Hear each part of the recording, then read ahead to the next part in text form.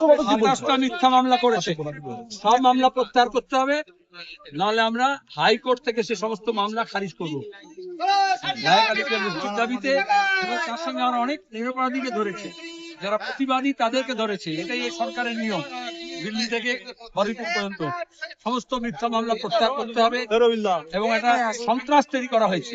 প্রতিদিন মুখ্যমন্ত্রী অপরাধীকে বাঁচানোর জন্য আর প্রতিবাদীকে শায়েস্তা করার জন্য হুমকি দিয়ে যাচ্ছেন, সেই হুমকি বন্ধ করতে হবে। আর পুলিশকে বলবো যে ধর্ষণকারী এবং হত্যাকারীকে খুঁজে বার করতে হবে, শাস্তি দিতে হবে, নিরপরাধীদেরকে ব্যতিব্যস্ত করা যাবে না।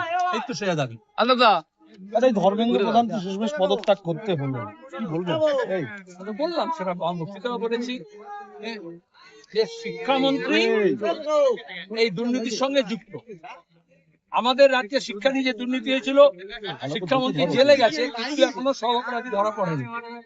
সেটাকে না করে বিজেপি সেই ব্যাপন থেকে শুরু হয়েছিল সিবিএসই পরীক্ষা, কেন্দ্রীয় বোর্ডের নিট পরীক্ষা, এনটিএ জালিয়াতি করেছে।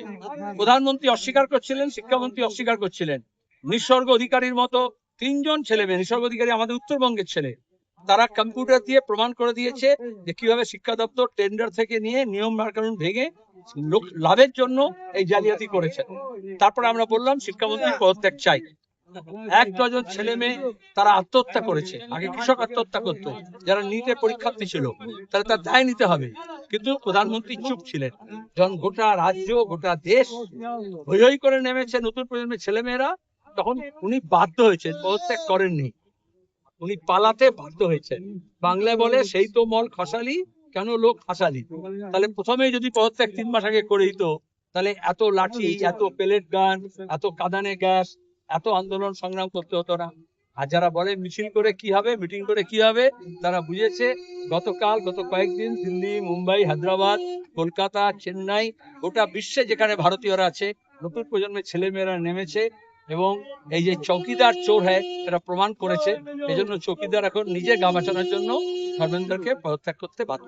কালকে কলকাতা খবর করতে গিয়ে অনেক সাংবাদিক আক্রান্ত হয়েছে, কি বলবেন? না, সাংবাদিকরা কেন আক্রান্ত হবে? এই তো সাংবাদিকরা আছে এখানে। কালকে হয়েছে। শোনো, যদি কোনো কাক ময়ূর পুচ্ছ লাগিয়ে ময়ূর হওয়ার চেষ্টা করে, যদি কেউ সাংবাদিক না হয়ে তার মালিকের জন্য হোক বা নিজের জন্য হোক বা এমএলএ হওয়ার জন্য, যেমন একজন আর বাংলার একজন সাংবাদিক এমএলএ হয়ে গিয়ে এখন সব লাগিয়ে ঘুরছে না, তো ওই রকম যদি সাংবাদিকরা কোনো নির্দিষ্ট দলের দালাল হয়ে যায় এবং আন্দোলন সংগ্রামের জায়গায় গিয়ে যদি উস্কানি দেয়, তাহলে তো ছাত্র যুব আছে, এটা সামনে থাকতে হবে। আপনি যখন প্রশ্ন করছেন আমি উত্তর দিচ্ছি।